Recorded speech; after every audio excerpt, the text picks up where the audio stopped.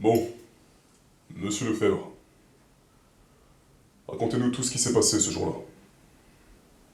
C'est-à-dire, vous racontez. Qu'est-ce que vous voulez que je vous raconte?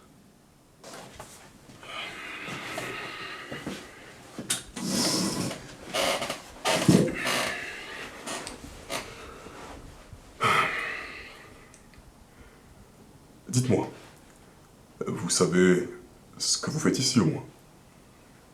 C'était un accident.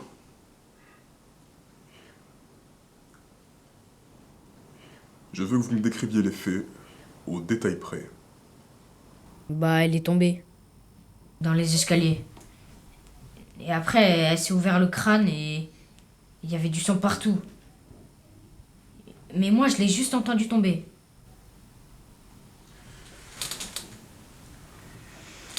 D'accord. Mais nous, ce qu'on veut savoir, c'est comment elle est tombée, ta mère.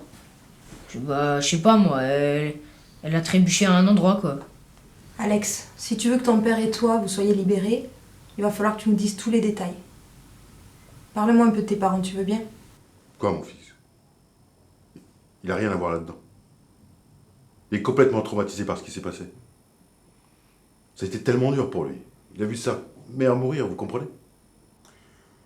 Ne vous inquiétez pas pour lui. Décrivez-moi un peu votre relation avec votre fils. Vous entendez bien? Oui, bien sûr. Mais je vois pas le lien avec ma femme et l'accident.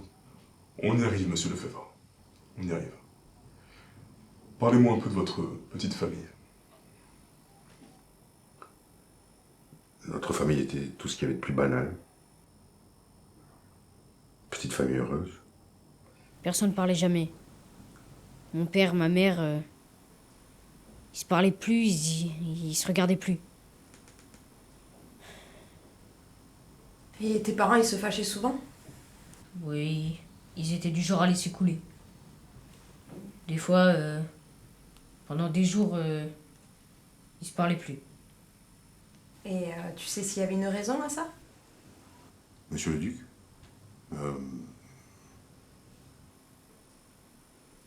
ma femme le connaissait très bien.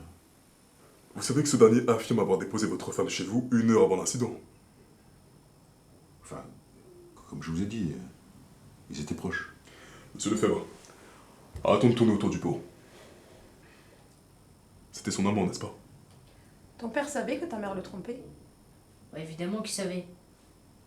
Ils disaient rien, ils faisaient rien. Et toi, tu l'as déjà vu? Il est déjà venu chez toi? Oui. Des fois, ils rentraient même dans la maison. Ma mère trompait mon père juste devant ses yeux. Et est-ce qu'avec ton père, vous avez déjà évoqué le sujet? On parle pas de ce genre de choses avec mon père. Et vous parlez de quoi avec ton père? Bah, je sais pas, Je sais pas... Bon, passons. C'était quand la dernière fois exactement que tu l'as croisé, cet amant? C'était juste avant l'accident. Voilà. Bon, Alex, il faut que tu comprennes que chaque détail de ce matin-là ne doit pas être pris à la légère. Tu le sais, ça. Alors il va falloir que tu sois le plus précis possible. Ok? À quelle heure est-il arrivé? Oui, je l'ai aperçu déposer ma femme ce matin-là. Enfin, je crois avoir entendu le bruit du moteur. Vous voyez, c'est là que ça m'embête un peu. Nous avons interrogé monsieur le Duc quelques heures après l'incident. Et il nous a affirmé n'avoir vu sur les lieux ni vous, ni votre voiture. Ça doit être une erreur. Il doit être choqué lui aussi par les événements. Monsieur Lefebvre, je ne sais pas si vous comprenez bien l'enjeu de la situation. Plusieurs de vos employés affirment vous avoir vu sur votre lieu de travail aux alentours de l'heure du décès de votre femme. Vous comprenez ce qui se passe, n'est-ce pas? Vous n'étiez ni sur les lieux, ni au téléphone avec l'ambulance.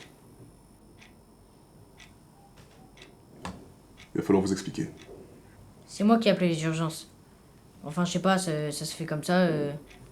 Mais pourquoi c'est toi qui as appelé les urgences et pas ton père? Bah, je sais pas, ça s'est déroulé comme ça, quoi. Et puis je me souviens même plus de l'appel. Monsieur, j'ai des choses bien importantes à vous dire. Est-ce que vous savez ce que vous encourez en continuant ainsi? Je suis pas sûr de saisir, là. Je vais être un peu plus clair, rassurez-vous. Selon l'article 434-13 du Code pénal, ça vous parle? Tout témoignage fait sous serment devant un officier de police judiciaire est puni de 5 ans d'emprisonnement et de 75 000 € d'amende. Est-ce que vous comprenez mieux maintenant? On a besoin de plus de détails. Quand tu as appelé les urgences, comment tu leur as décrit l'accident? Mais je vous ai déjà dit, je sais pas mot pour mot. Écoute, je te demande pas de réciter une poésie là. Dans les grandes lignes, tu leur as dit quoi? Et ce que je leur ai dit, je vous l'ai dit déjà et vous le savez.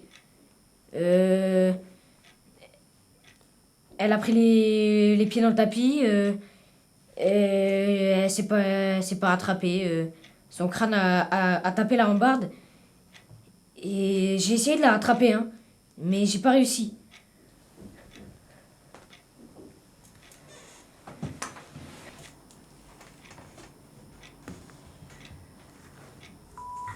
Très bien. Donc vous me dites qu'il y a une large plaie au niveau du crâne et qu'elle ne respire plus. Dites-moi, est-ce que pendant la chute, son crâne s'est heurté à autre chose que la rambarde? Je sais pas, j'ai rien vu. Je suis sortie de ma chambre, elle était par terre.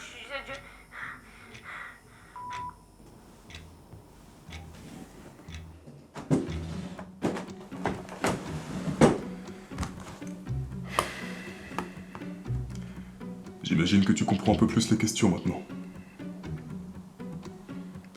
Pourquoi donner 2 versions différentes? Écoute Alex, je vais être franc avec toi.